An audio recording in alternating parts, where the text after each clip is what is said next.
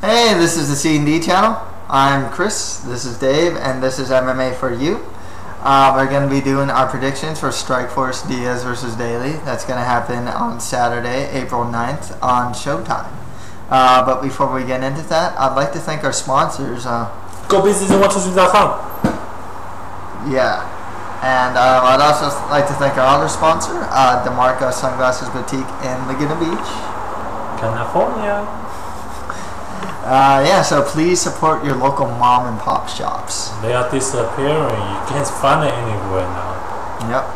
Hey Chris, I got a question. What's up with this shit? I got these Wayfarer glasses from DeMarcoUSA.com. They're pretty cool, and buying them actually helps the C&D channel. So it's good stuff. That's awesome. DeMarcoUSA.com. Yep. You know, I got another question. Actually, not a question, a comment. You know, only a douchebag wear a shit in the indoor. We're doing a show here, man. Take it out, man. Douchebag. My guys are gonna beat your guys, by the way. Well, let's talk about it. Okay, so you got 4 main card fights and the only and the undercard fight, the prelim fights. So we're just gonna start with the prelims and go up. From there, first we got Paul Song versus Casey Ryan. A lot of these are just pick 'em fights, so I'll just go with Casey Ryan. Next fight after that is Edgar Cardenas versus Rolando Perez. I'll go with Rolando Perez there. AJ Matthews is gonna fight Herman Tirado. I'll just go with AJ Matthews. Saad Awad versus Joe Duarte. I'm gonna go Joe Duarte. Brett Albee is gonna fight Virgil Zwicker. I'm actually gonna go with Brett Albee. I think Zwicker's lost against like Double Zorio or LaVar Johnson or both. And this is a cool little prelim. We got the Street Fight Boncho, Hiroyuki Takaya versus Robert Peralta. And we got to go with Hiroyuki Takaya to win that one. Okay. And so let's hit the main card. We got, first up on the deck, we got 2 guys with some fancy pants in Lyle Fancy Pants Beerbohm versus Shinya Aoki. Yeah. Gotta go with Aoki to win this one. I think he is the superior submission artist. I think as good as Lyle Beerbohm's scrambling ability is, and I think this fight will take place on the ground. I think Shinya can tie him up and most likely submit him too, actually. Beerbohm in his last fight managed to scramble but get his back taken a couple times against a taller Healy. I think Aoki might actually be able to do the same thing here and even sink in rear naked choke. Sweet. Yep.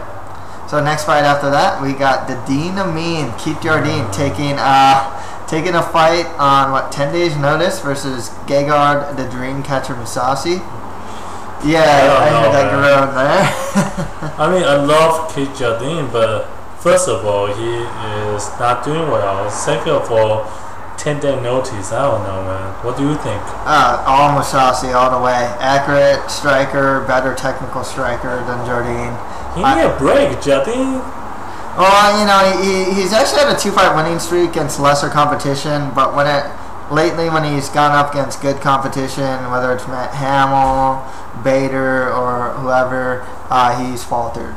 Yeah. So I gotta go with Mousasi to win this one. Makes sense. Yeah.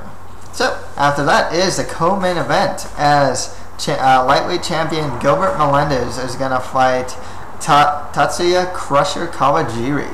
You support Kawajiri, right? I love my Japanese brethren, but my El Nino. You support all the way until now. What's up? El Nino, man, I gotta support my Hispanic brother too, Gilbert Melendez. I mean, this guy, he just outclassed Aoki in his last fight. He hasn't fought in a while, so I'm kind of concerned about that. Yeah. So why did you pick him? I think he has a little better striking, and I think he can negate the wrestling of Kawajiri. How about the jiu-jitsu from Kawajiri? Dude, I don't think that'll be a big problem. I don't think that he'll be able to get him in the ground long enough. Melendez is good at scrambling too. I remember seeing some scrambles in like the Thompson fight. I think in the Ishida fight as well. I don't think he'll be able to mount him or anything to get in a position to submit him. Well, so your guy can even same thing. Your guy cannot, touch my Kawajiri. We have a good stuff, Yeah, I know. Your guy puts on the pressure. Yeah. So that's going to be pretty tough on Melendez, but I think he can handle the pressure of the crusher. Yep. But well, we'll see. I've been agree with you whole night, but not this one. Okay then. Well, I guess we got the co-main event as we got Nick Diaz versus Paul Daley for the Strikeforce welterweight Diaz, championship. right? You know what? It's close, but I am actually gonna go with Daley here. What? Yeah. I thought you were a douchebag. What? Actually, Daley's the guy that punched Koscheck after the bell rang, so I'm you are a supporting. douchebag. Okay, continue. I don't know. Diaz. So why Paul? I think Daley, one thing is he's a technical striker. He's really good uppercuts and that awesome left hook. I don't think Diaz will be able to take the fight to the ground. His wrestling's not that strong. And I just think as good as the competition as Diaz has fought, he's fought power punchers like Cyborg or Nunes. I think Daley hits harder. I think. Wow. Yeah. I think he's better defensively too, to be honest. There was pretty far back Daley fought like Nick Thompson and got jabbed to death. I think he can learn from that. I don't think that's going to happen this time around. So you are saying Diaz's pressure, Diaz's striking is not going to outclass Paul in any other way? It's tough to say. He has long That's reach. what I say, He has a reach and that pitter-patter style that could easily wear out Daley. That's the problem.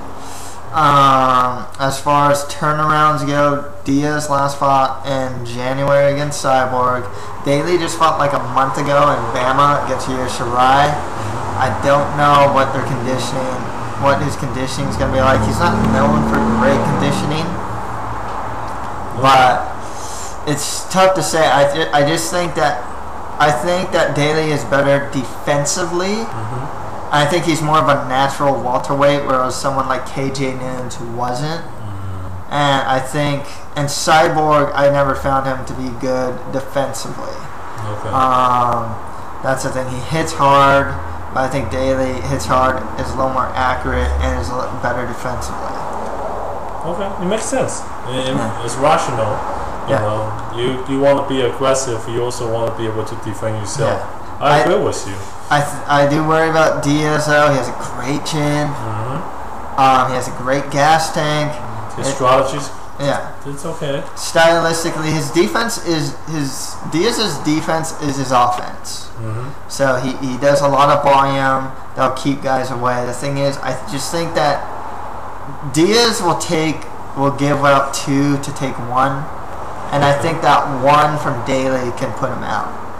You still gotta remember Diaz can take, hit. He can take a lot unless the Paul has an iron fist. Otherwise, there's they call him Semtex for a reason because he has freaking nuclear weapons in his hand. All right, let's see. I still think Diaz is a scary weapon, man. That guy, you don't want to mess with him. Yep. We'll see, man. Okay, well that's it for the C&D channel. If you want, just leave any replies below, or you can even go to the C&D channel at gmail.com. Please. I'd like to once again thank our sponsors. GoBusiness123.com. Yep. And DeMarca Sunglasses Boutique. Really, support your mom and pop shop, and they are disappearing. Scary. Yeah, this is We're gonna go buy sunglasses. No more sunglasses boutique. Or you can also go to demarcausa.com as well. Oh, okay. So, especially if you like those Wayfarer style glasses that's so popular these days. Oh no, it's cheap. It's only $14 or $15. Yeah. demarcausa.com. Cool. And yeah, that's it for MMA for you. Thank you guys. See you later.